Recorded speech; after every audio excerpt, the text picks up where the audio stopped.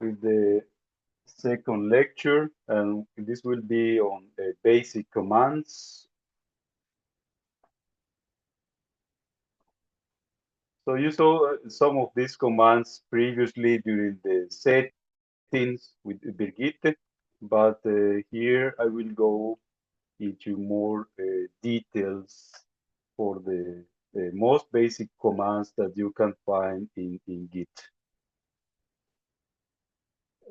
So the first thing that we can see is the getting help, right? So getting help is useful because here you can see all the options and the information for the different commands in Git. So the first way to get the help, yes, is by typing git help and the name of the command on the command line. And another way to get help, yes, is by typing man git the name of the command that you want to search for. So for instance, here I am on a command line on Kebnekaise, and I can type a git, a man git, and the name of some command, for instance, the command commit. And here I get the options that are available for this git command. Yeah. So you can see that there are several options for this commit command, and this can make the git commit command very powerful. So this information is valuable if you want to learn about other options from the basic or the standard command that is provided by Git. So you can see here for just git commit, you can have several options here. And in my case, I haven't done some of them. Yeah? So I mainly use git commit as with some additional options.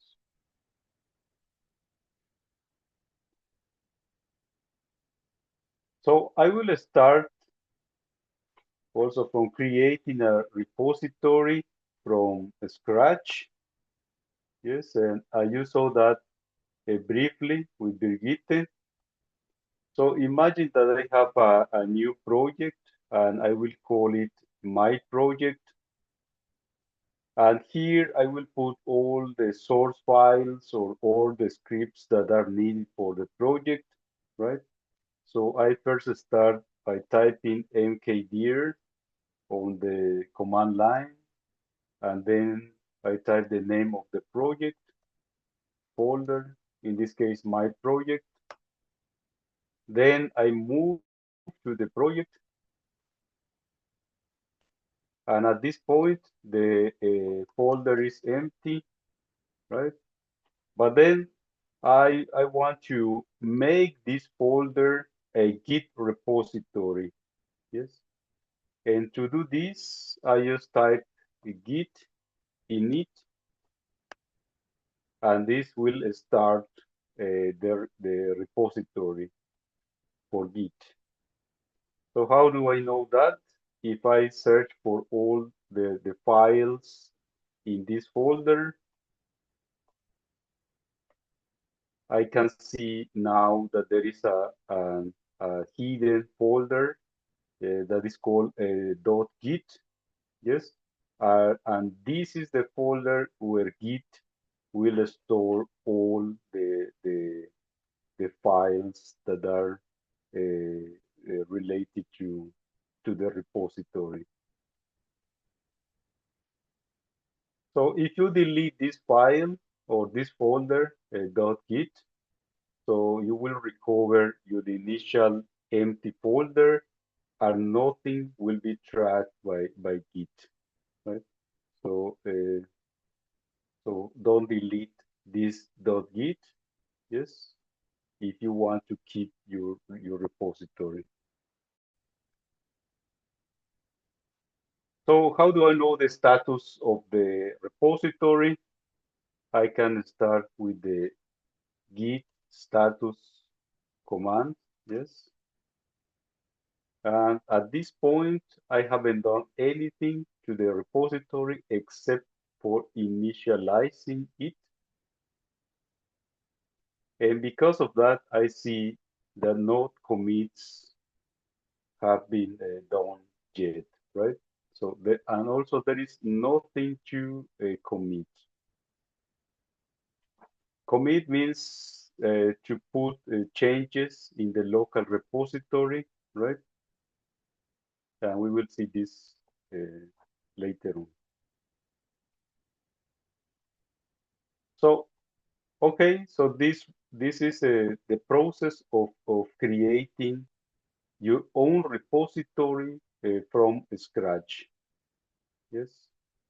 If you have, as I said at the beginning, some source files, so some scripts that you want to track through Git, then this is the way to go. But in some cases, yes, you already know as that there exists some repository, yes, that you can get, yes, and that where you can also include your modifications, or you want to get the files, yes, so that you can compile the code and start your own workflow. So this is the case of an existing repository, and this could be a repository that your colleague started in some local machine, maybe your department, your university, or it can also be a repository that is online, yes, and there are several platforms to put public repository. One of them is GitHub, that will be mentioned in this course, will be covered in this course, right? There are also other public platforms, for instance, GitLab, yes, or Bitbucket, yes, where you can also get an existing repository. So in general, how can you get a repository that is already in some location? So for this, you use the command git clone, yes, and here is the repository location, and then here you put the path where it will be.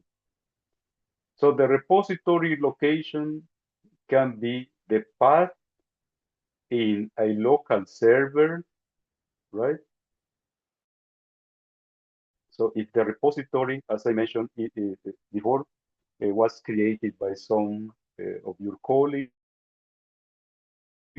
and it's in some machine, right, in your department. So then here, this is the Linux path, or it can be a HTTP address, right, a public address. And here is the path in your local machine where it will be. So if you just put a folder name, yes, then it will be in the current directory if you don't specify a long path. Otherwise, if you don't specify a folder name, then the original folder name will be taken, and the folder will be placed in the current directory. So here there is an example. So I am getting a repository, and the process is called cloning the repository. So then I get it from a public repository on GitHub.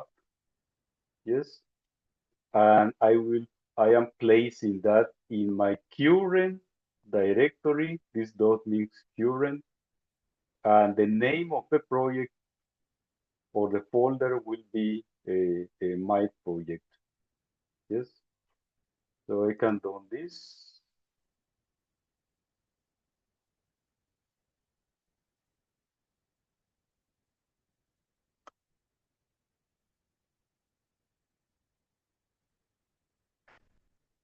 Then you see that the my project is there, right?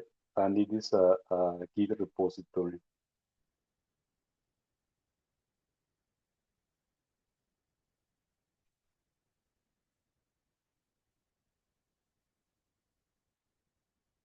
So in this picture, I show you the different stages of the files in Git.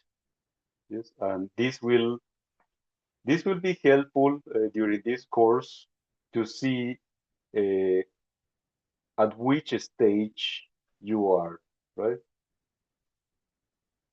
So we can distinguish a local repository, yes, which is what we just did, where we created the repository from scratch, or we fetch some repository from a public platform.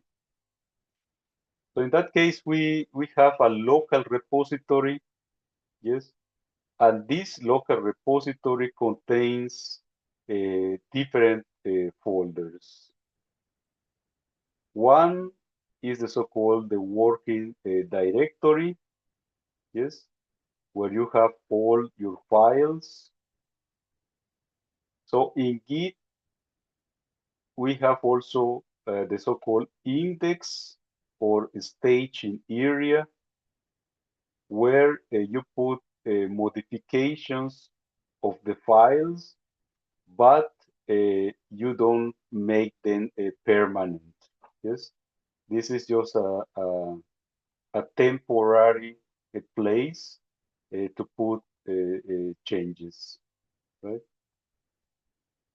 And then if we want to make the changes permanent so that Git knows that the changes are there, yes, and later on you can take them back, or you can see what you did at that point. So you can use the local branches area, right? So this is a temporary placement for the changes, yes, before you decide if you want to make them permanent. And to make them permanent, you put them in this area here, local branches.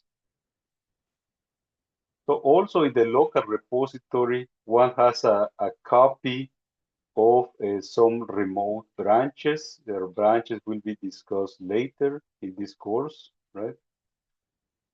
And we have also a remote repository. So you remember when we clone the repository, we got it from some remote repository, and this will be covered as well.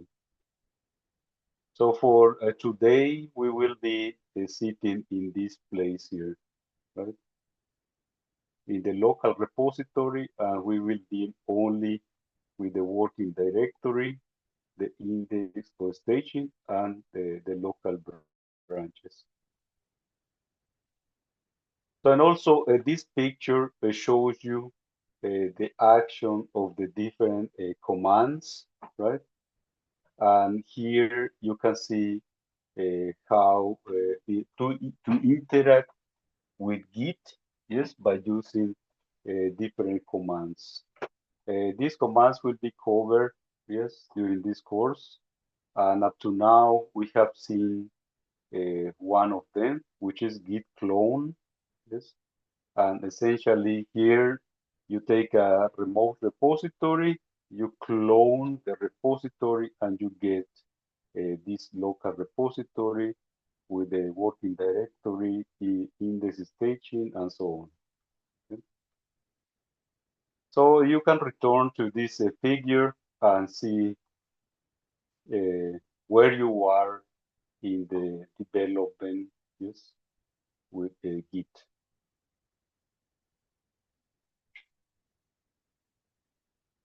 So then we can go to monitoring the difference in the files. So the differences of changes in the files can be seen with the git diff command. Yeah?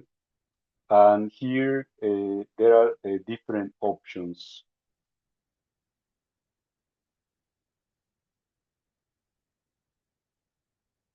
So imagine that we initialize a repository and we create a file. Let me see here. I will create a repository.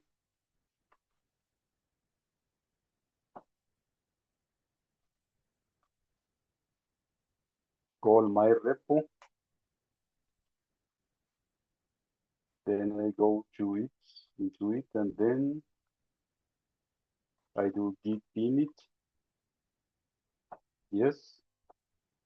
And then here in this repository, I create a file called first.txt. Yes.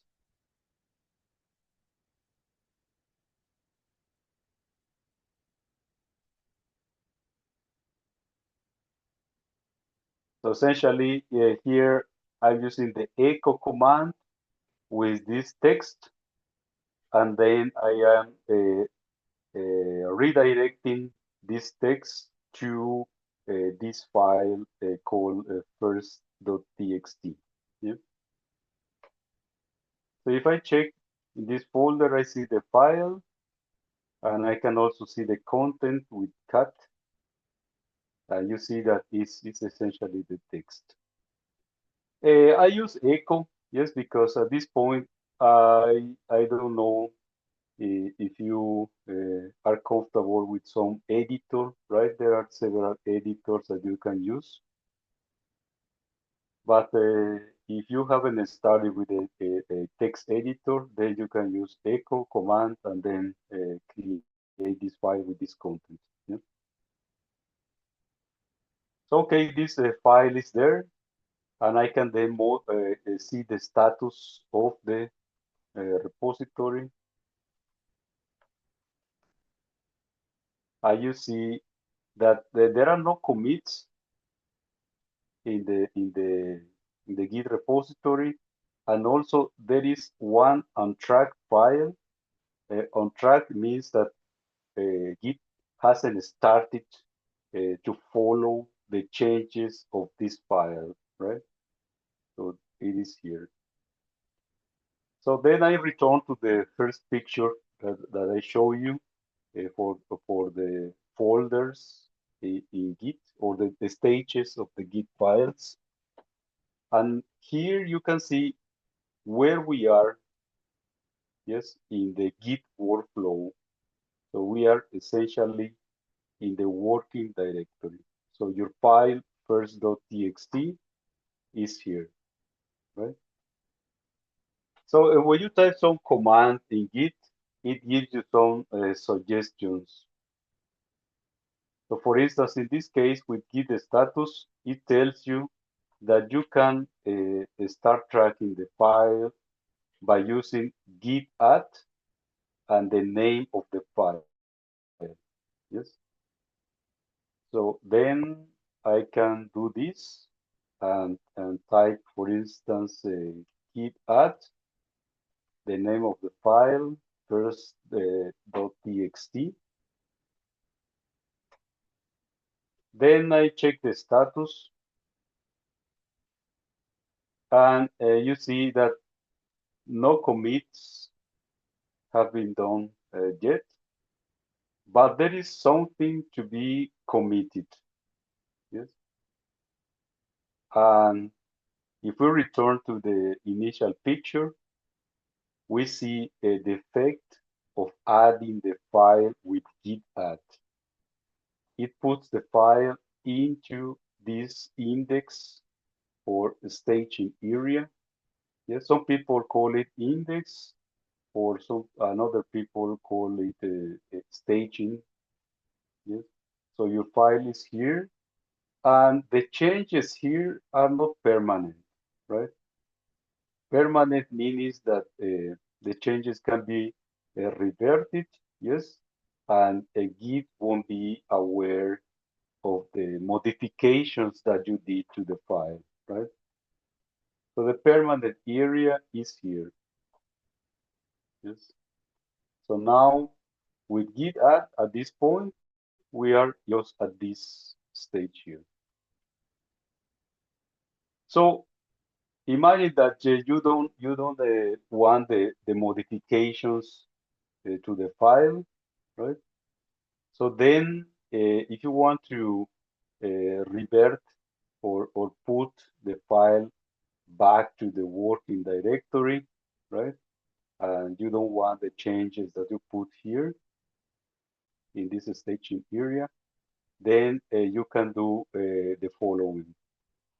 So as suggested by Git, you can type git rm -- cache and then the name of the file first.txt. And this is a command that git rm -- cache that is used just for this first time, because if you remember, the repository is completely empty. So we haven't put anything up to now, and we haven't committed anything. So if I do this, then I can check the status, and you see that the file modifications are back to the working directory, right? Because it doesn't tell you that something can be committed. Yes. So first you need to add the changes to put the changes in the staging area, and then it suggests to commit the changes. Okay. So then we can go to the next step. Yes, after adding, we can commit the changes. Yes. And we can use the git commit command. Yes. So first we need to add it.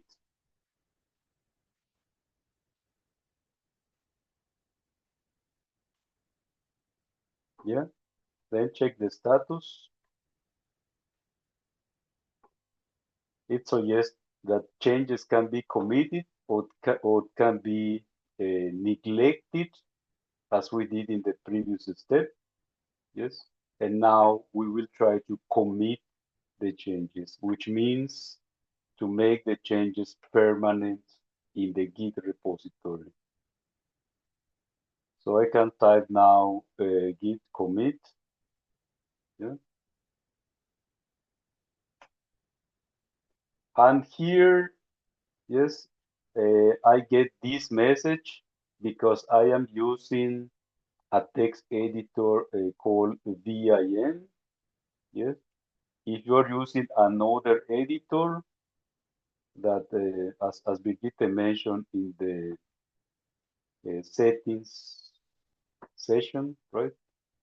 If you use, for instance, Nano or Emacs, you will get a different message, right? And then another editor will be open. I use this one because it is more powerful for text editing. But if you are getting started with the editors, then I will suggest a Nano, right, instead of PIN.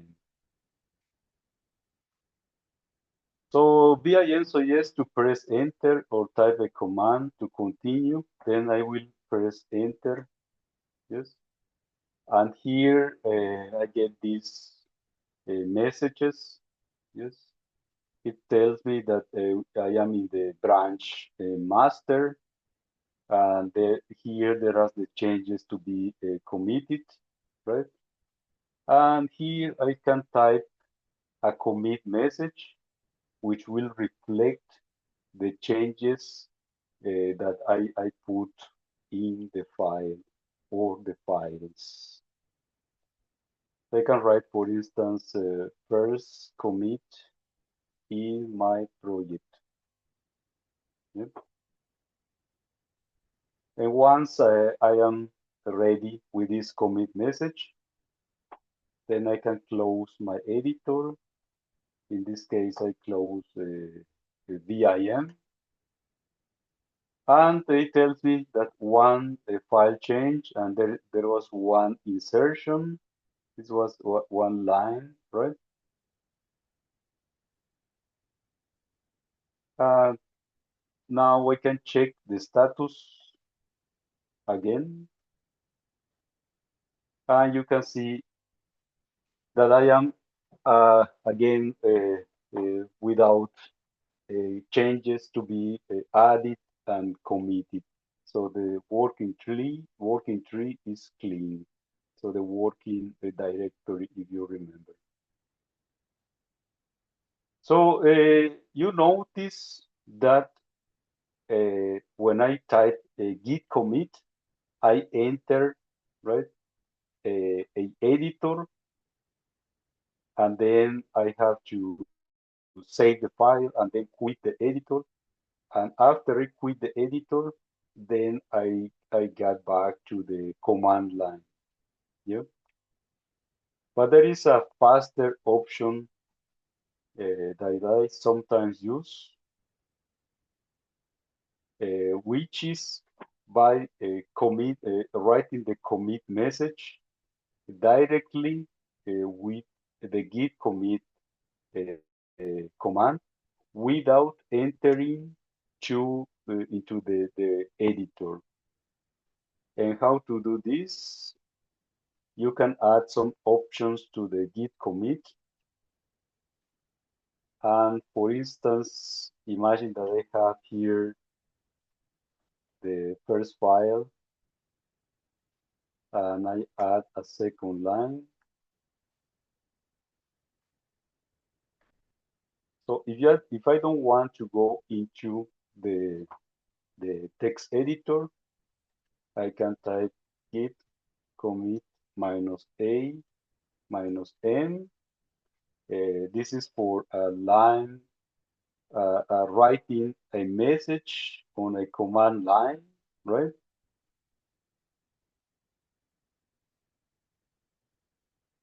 And then here I type a commit message to.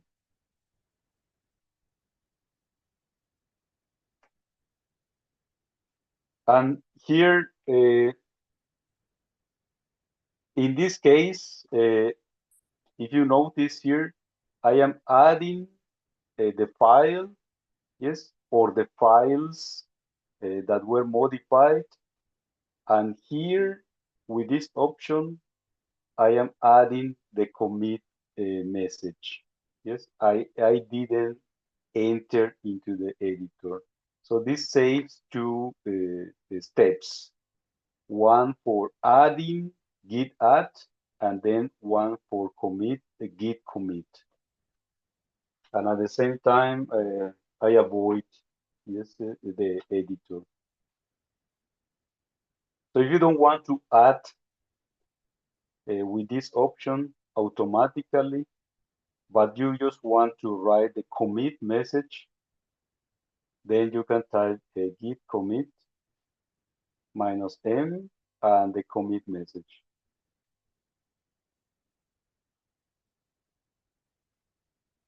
Yeah. But in this case, you will have to add manually the file or files that were modified. So, okay, so once you added and committed the files, so then the files are placed here in this folder or in this stage. which is called the local branches. And then the modifications are permanent. So, which means that Git is now keeping track of the files and the modifications. And then if you later on want to know what happened at some date and time, then you can go and tell Git, yes, please give me the modifications that were done at that point, and then Git will tell you what was the version of the file at that time. Yeah. So remember, this was the area for temporary modifications, and these are for permanent, and these are the ones that work in the long term, right? So because here the changes can be deleted, and then Git doesn't know about those modifications, but Git knows about the modifications if you committed the changes. Okay, so we saw previously how to stage unstage file modifications. But if you remember, at that point, we had an empty repository where we haven't committed anything. Yes. Now, if we check our repository, we will see that there is a file because we added the first.txt file, right?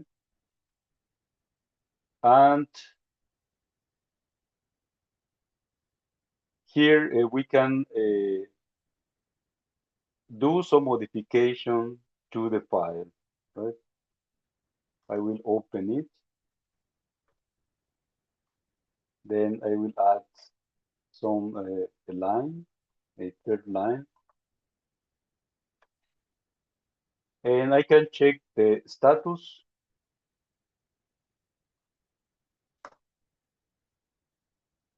And you see here that there is a line, right?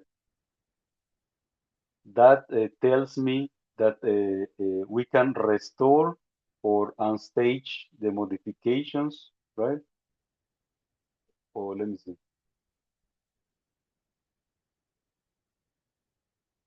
Okay, so okay, I made the modifications. Then I will add the changes. Yeah, and now I check the status. Yeah, yeah, and here you see that I place the modifications in the staging area. Yes. So if I want to put the changes in the working directory, so Git suggests now a different command. If you remember previously, it was Git rm dash dash cache, and now it suggests the Git restore, yes, dash dash stage, and the name of the file, and this will unstage the changes. So notice that depending on the Git version, you will see a different command, right? Like in this case, it is Git restore, but in previous versions, if you have an older version, you could see a recommendation like this one, a Git reset head and the name of the file. So Git is now suggesting Git restore because you have committed something in the repository, and there is now a head pointer, right?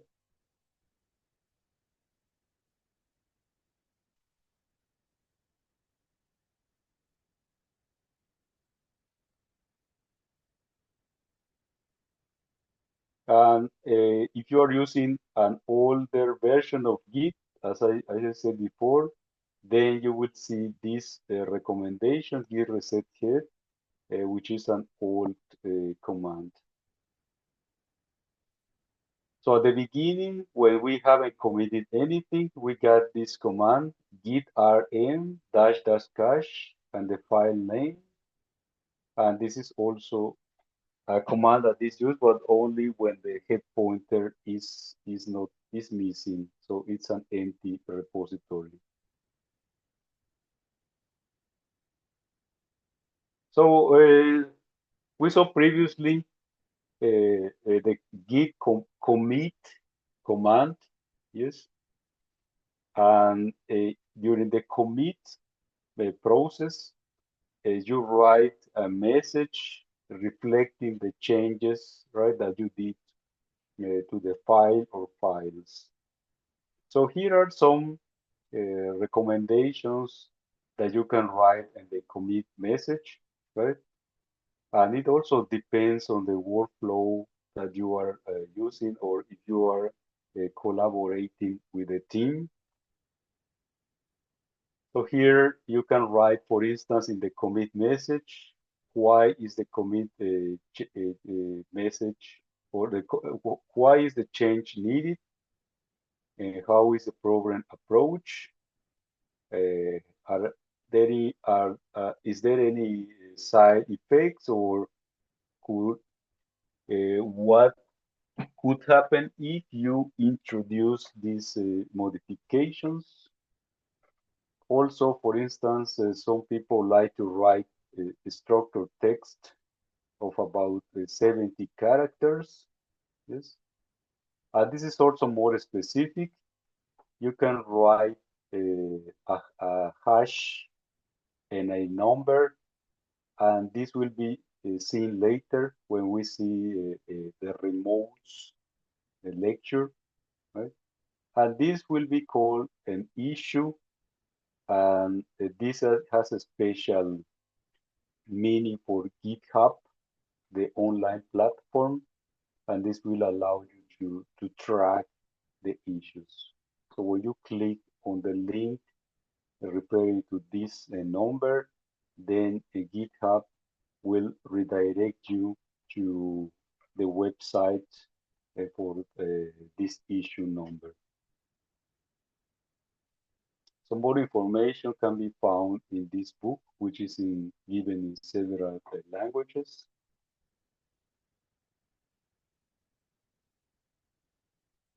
Okay, we have seen how to commit modifications and to make them more permanent to Git, right?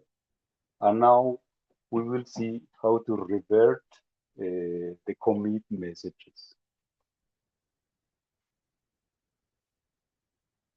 So imagine the case that you have made a commit and then you regret it later.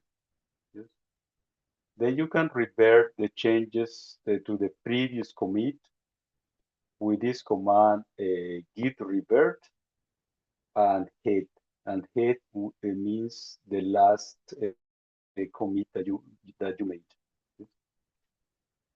So this is a safe command, git revert. There are other ways to revert to a previous commit, but they are more intrusive. This command will create a new commit, yes, with the previous modifications, which means that it will not delete anything from the Git repository, right? It will just add a new commit with the previous messages. And this is very useful because you are not altering the ordering or the so-called history of the commits in the repository. And this is essential if you are working with several people, right? And you don't affect the workflow for the others, right? So it's a safe command, and here you can revert the process.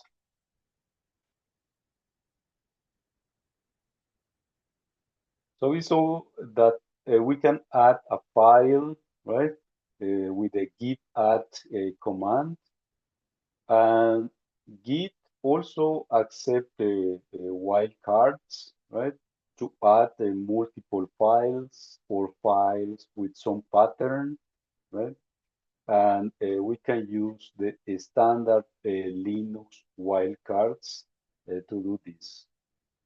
For instance, imagine that I have files called file1, file2, file3, ending with txt. Yeah?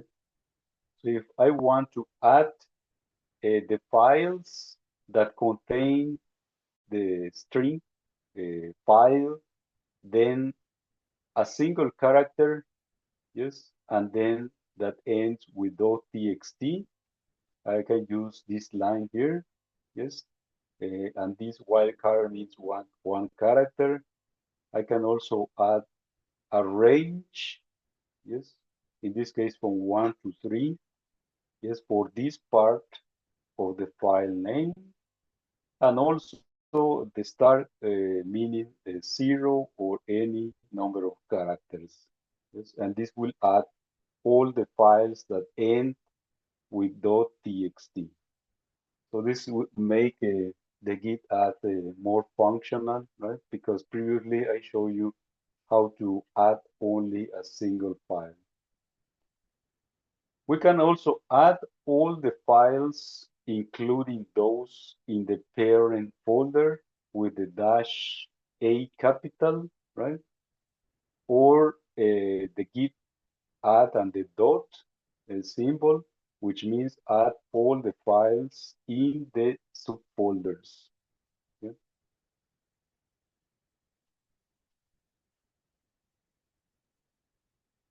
So, okay, so now we will move to renaming the files and folders. So there is a special way to rename files in Git. Yes. So if you uh, know how to rename files in Linux, this is similar, right? The command that looks similar. In Linux, we use the mv command to rename folders from some old name to a new name, right?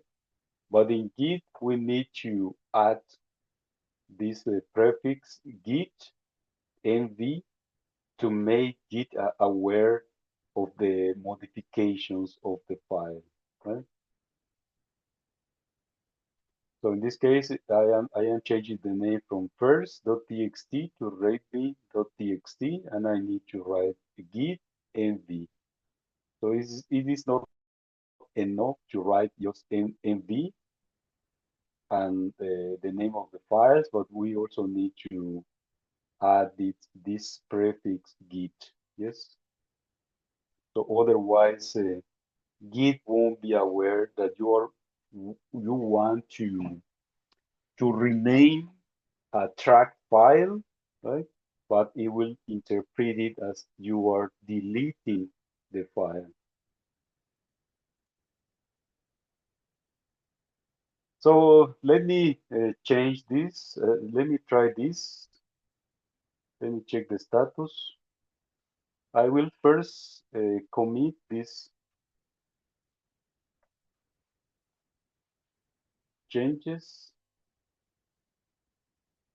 Third line, for instance, git status. Yeah. And then I want to rename this file git mv first to readme. So no message is displayed, right? But if you check the status, it tells you that there were some modifications, and the modifications have been staged, right? If you want to revert the modifications, you can follow this recommendation. or you need to commit the modifications. In this case, I can use the shortcut for commit and not going to the editor. And I will I will write here for the commit message, name of first.txt changed to readme.txt.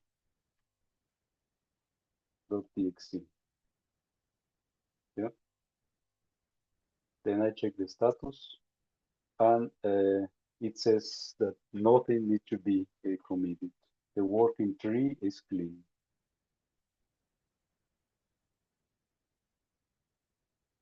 Okay, so in Linux, we know that the MV is not only used for changing names, but it also used to move directories or files around. Yeah. So in this case, for instance, I can change the location of some file to a new location. For instance, if I do git mv, the first file to src folder, then it will put the file in this new folder. Yes, and then you will need to commit the messages as I did now for the name change. So if you want to remove the files, you can type git rm, the location of the file and the file name. For instance, if I want to remove the first file that is located at src folder, I type git rm and this path. And also here you need to commit the changes.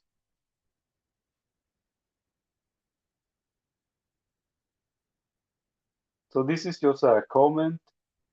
Sometimes it's more convenient to rename files instead of deleting them to keep the history of your repository more consistent. So instead that you just delete the file so that it just disappear from the repository, then you can rename that and keep working with it, and then you will see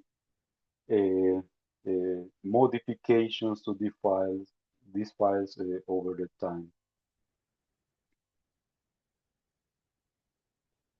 Ignoring files.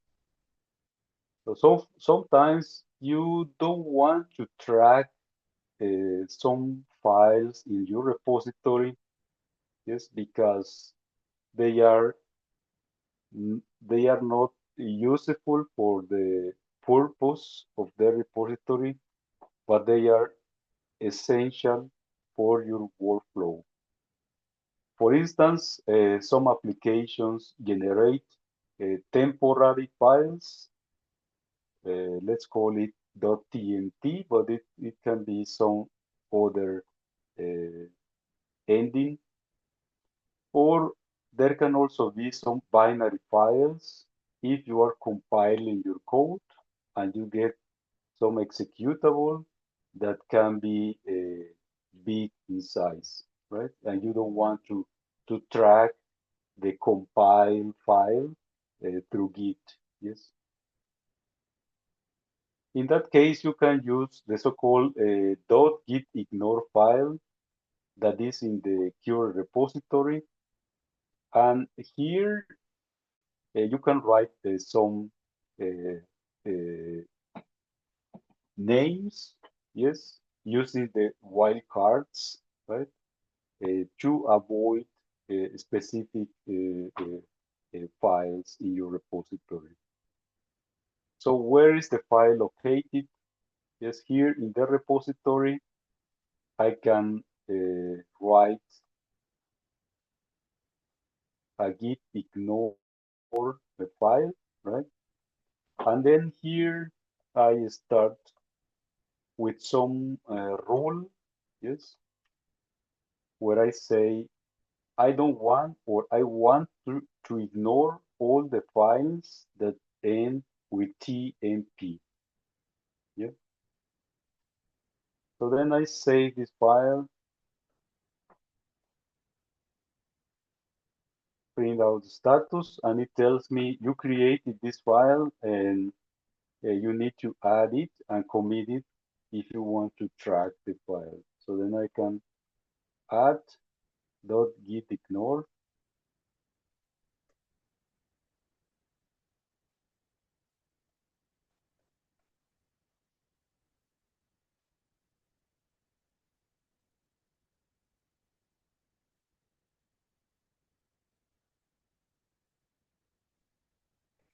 Yeah.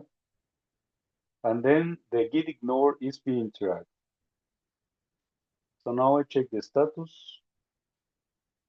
Yeah. And now let's see that I create a file called test.tmp.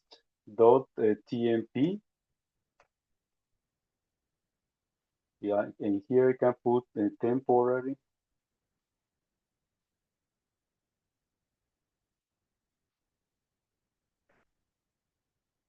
Yeah.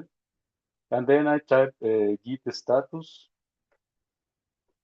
And you see here that Git tells me nothing to commit, working tree. So this file, although I created this file, test the TMP, yes, and I put some modifications. So Git doesn't recognize as a trackable file, right? So it means that Git is ignoring this file. Also, yeah, I can put other rules, for instance, binaries or executables or whatever you want, right? And then you won't track these files. So there is one caveat of the git ignore is that it will be shared with all your collaborators, right? Because if you remember, I committed the file here.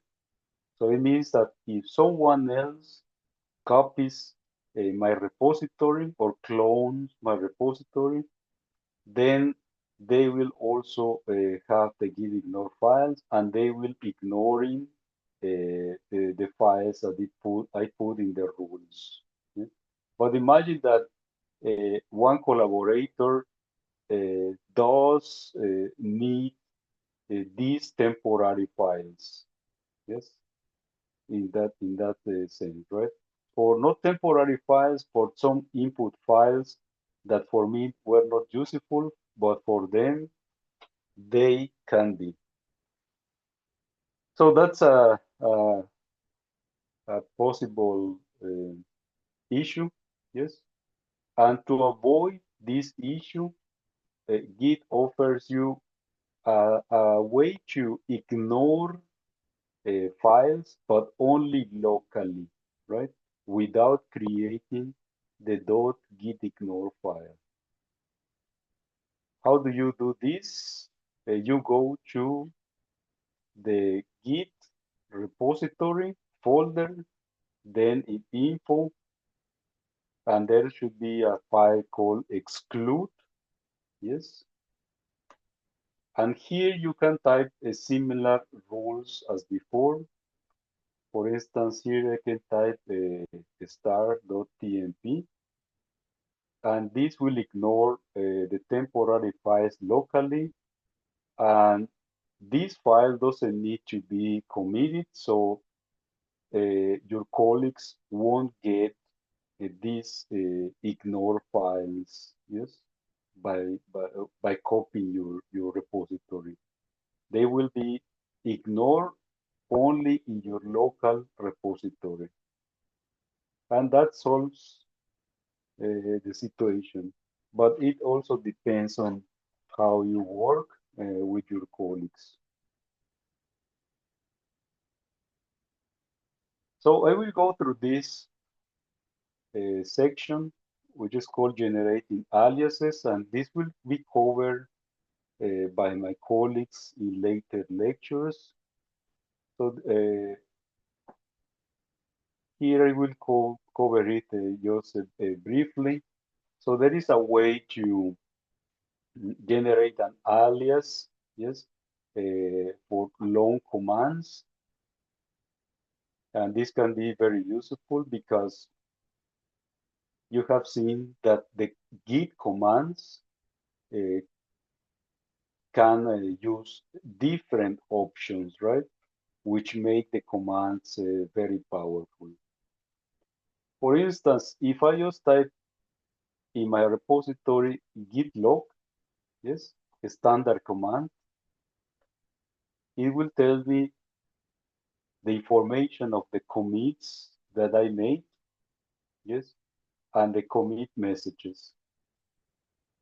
Yes, but this can be a load of information, right? Because I don't need the date, I don't need the email, right? My name there. So I just need short information, which can be valuable if there are many messages that were committed. So instead of git log, I can add these options here, all decorate, one line graph, yes, to make it simpler, right, and more concise. Yeah. So it's a useful command, right? But at the same time, I would need to remember all these options, yes, when I type git log. So to avoid this situation, one can generate an alias, and this can be done by typing git config a global alias, the name of the shortcut, and the command. So in this case, if I type this one for the log uh, command, then later on I can type the git graph, which is a command that I created by doing this alias. Then I got the same result or the same effect. So instead of doing this, one can define the aliases in the bash rc file, yes, and one can create as usual an alias in this file, and then the name of the command, which is in an alias is an alias for the long command. So in my case, I did it in my bash file, and that's why I can type just graph. Oops, I didn't create it. Interesting.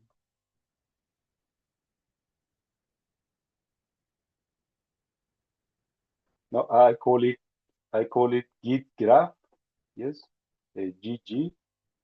Yes, and you see that this is the same output.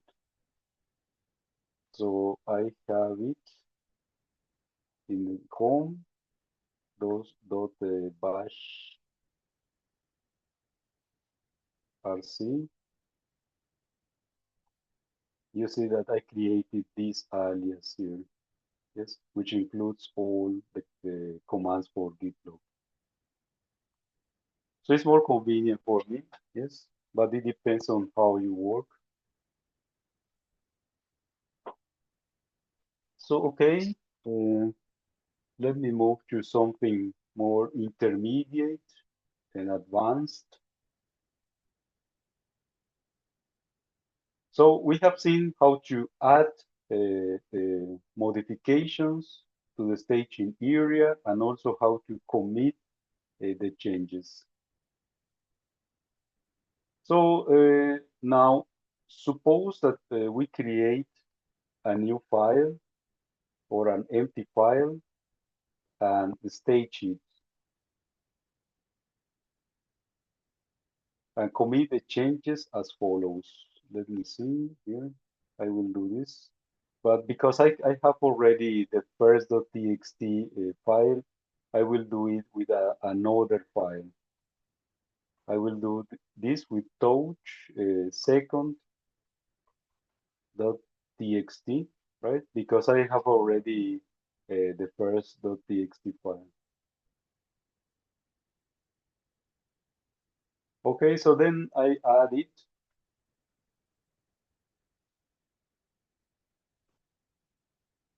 And commit.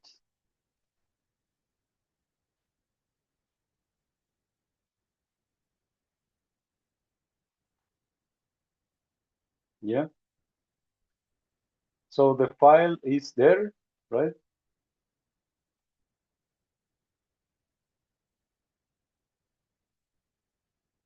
Then I will add a couple of lines to this file because it's empty at this point. And I will add these 3 lines that are here. Yeah. Okay. So then I will check the status.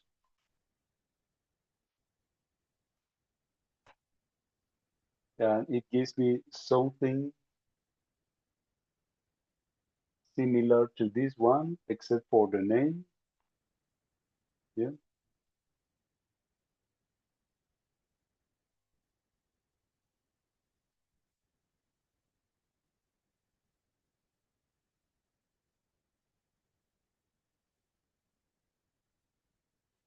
Okay, so we go to the content.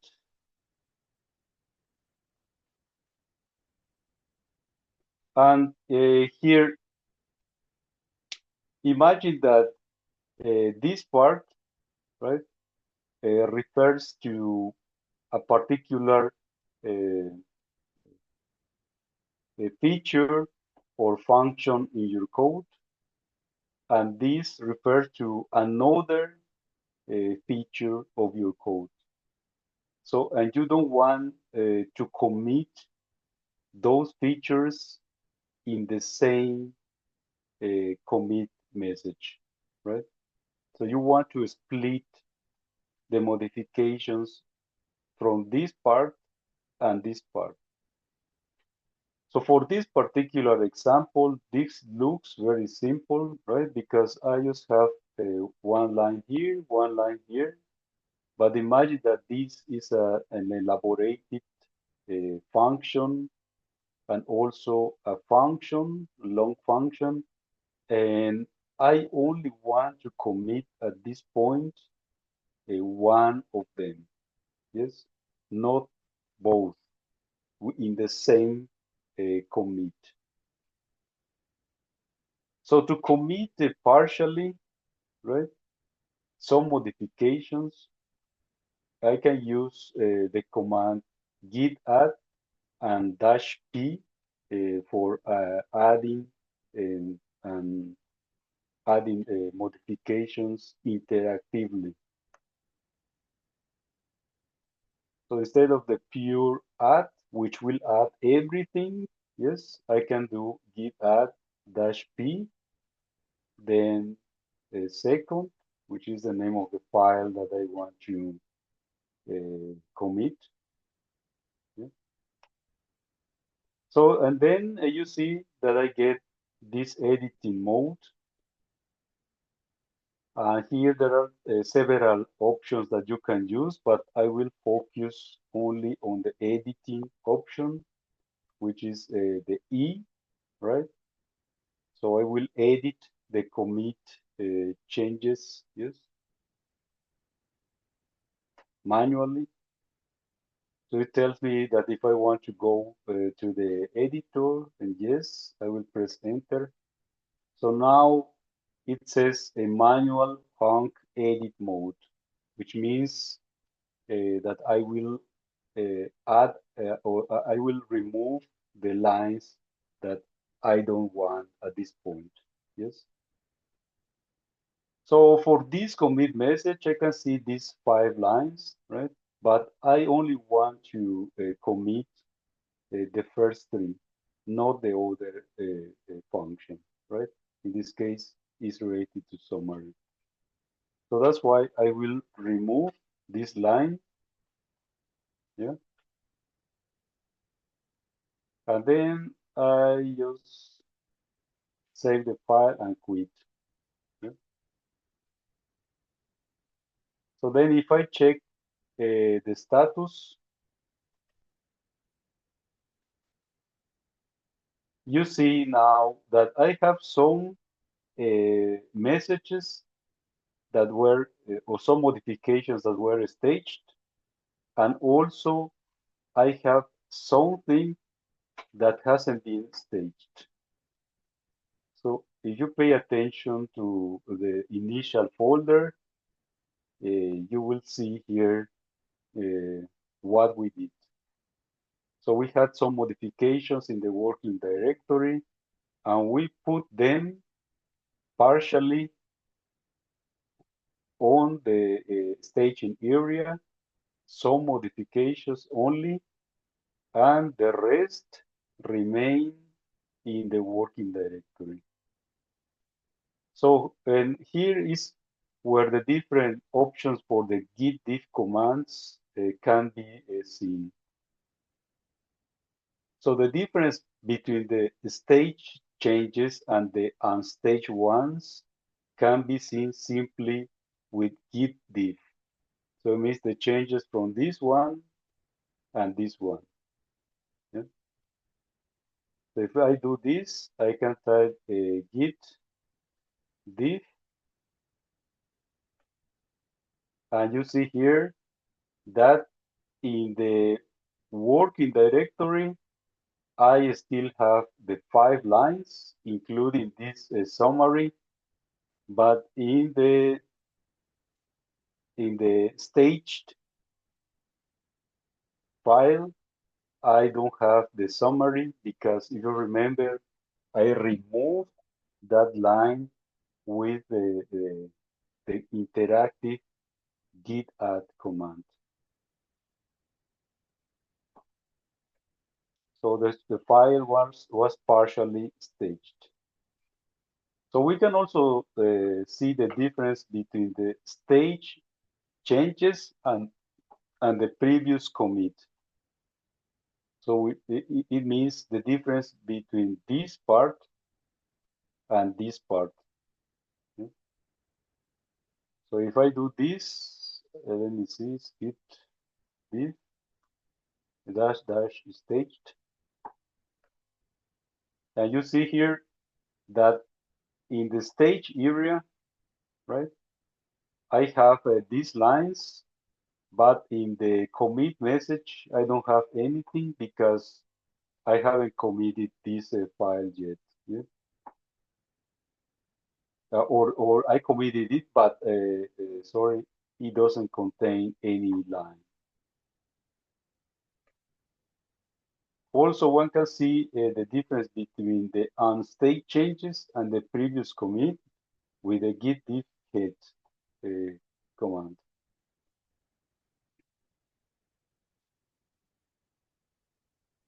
So if you don't remember these different options for the git diff command, you can go to the initial picture, and there I show you with the arrows how is the git diff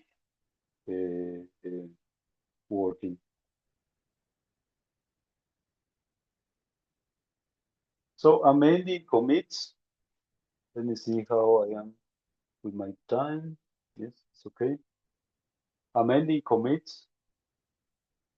So if you want to add some additional information to the previous commit, you can use the amend option, right?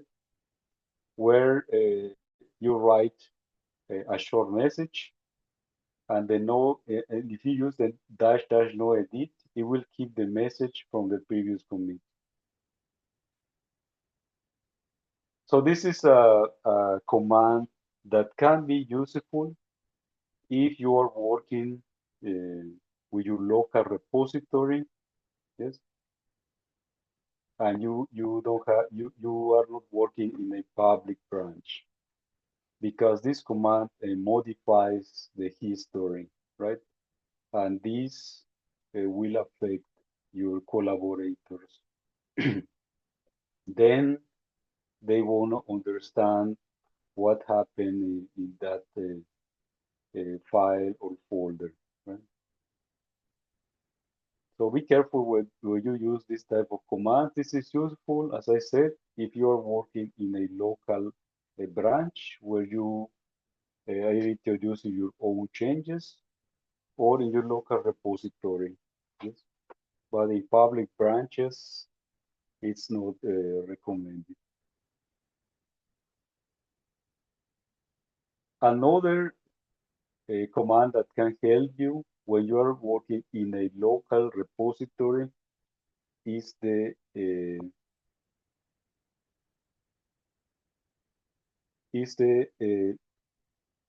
squash command.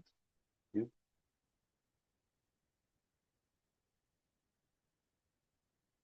So here in this repository, for this example, I have several commits, right? Again, assuming that you're working in a local repository. So I have 4 commits, and they refer to the same functionality of the code. So then I wanted to make them or to compress them into a single commit instead of having 4 different commits, right? So I will, in this case, I will squash the commits into a single commit. How do I do this?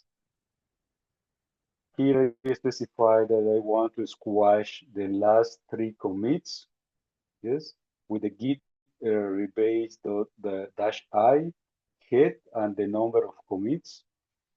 And then an editor will appear where you have these options, right? These are the commits strings or the hashes for the commits. And here you can do some editing. Yes, you can pick the commit, edit, the squash, and so on. But I will use only the option for squashing. How do you do this? You first pick a commit. In this case, I use the word pick here because it is the name of the command, but you can also use the shortcut P instead.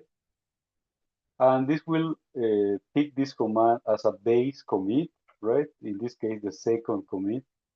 And then I make the others squashable, right? So I will use the S option for squashing.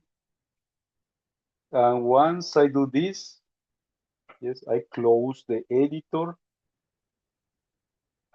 and then the text editor message will appear suggesting the summary of the 3 commits, and also I can write a new commit message, right? Saying, for instance, that this was a merge feature between the last 3 commits or something else that's relevant for your workflow. So finally, one can check if the squashing process was correct. I am using here the git log one-line graph, as I mentioned before, or if you created the alias, the git graph alias. And here, instead of seeing the 3 commits, yes, that were above, we see only one that is the summary of the 3 commits, yes, the last 3 commits. So this was mentioned previously. Yes, don't use this command on public branches because this can modify the history. This will modify the history, and this will create some issues with your collaborators. So, but in your local repository or in your local branch, this can be very useful, especially if you are committing frequently and later on you just want to have a single commit that refers to a particular feature of your code. So, okay, I will make a break here and then we'll return. So this is basically a single command that I added. I call this section advanced. It's not because this command is very difficult to grasp, right?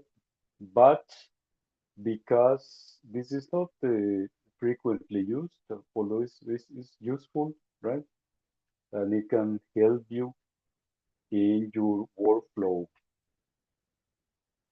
So in addition to blame, there are other commands that are not covered here that can help you. And you can also check the Git documentation pages or demand pages that I mentioned at the beginning, right? So that you know more about the commands. So in the present case, git blame gives you the information about the last modifications of the authors line by line.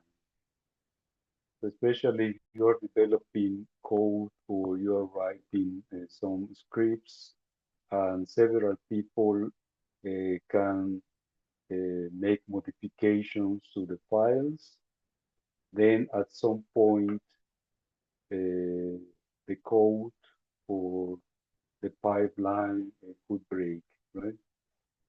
In that case, you can detect who made the changes to the file line by line by using this command. For instance, in a readme file that was in the basic command section, so I could see that my colleague made some modifications at that point, at that time, right? And also, I also did the modifications at this date and time, right? So it's useful to see the content, yes, of the commit, author, timestamps, line number, and line content.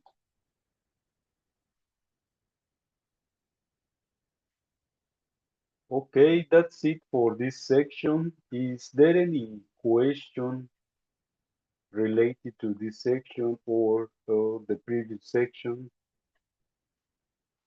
that you want to address right now?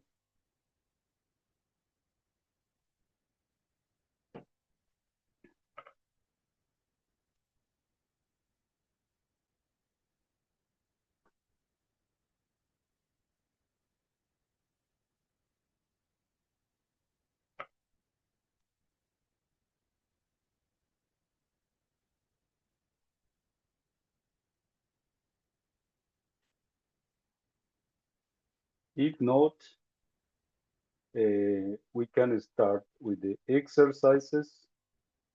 So if you go to the menu,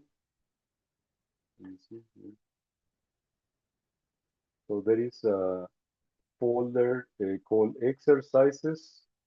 And here you have the exercises related to basic commands, right? The topic that I covered. And here there are the instructions that you can follow to make the exercises.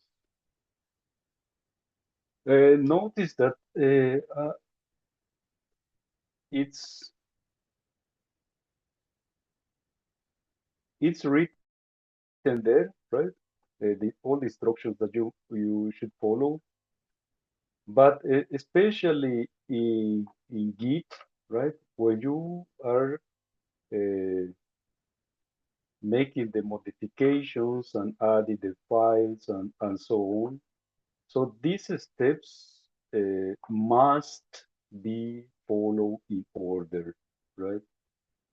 So because otherwise you will see a different situation, right? So take a message. If you follow the instructions one by one, please, one after the other, you should see a similar or I hope the same results as I had.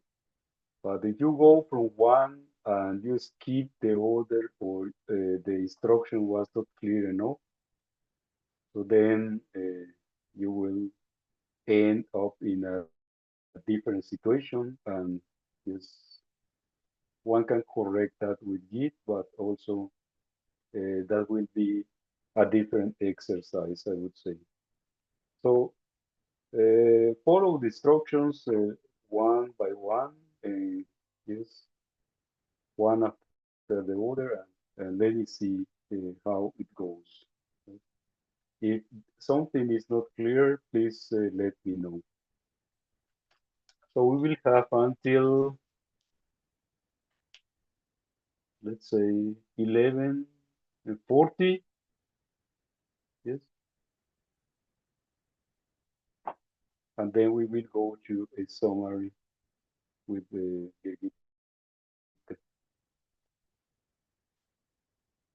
so okay, I will be here around and let me know if you have any doubts.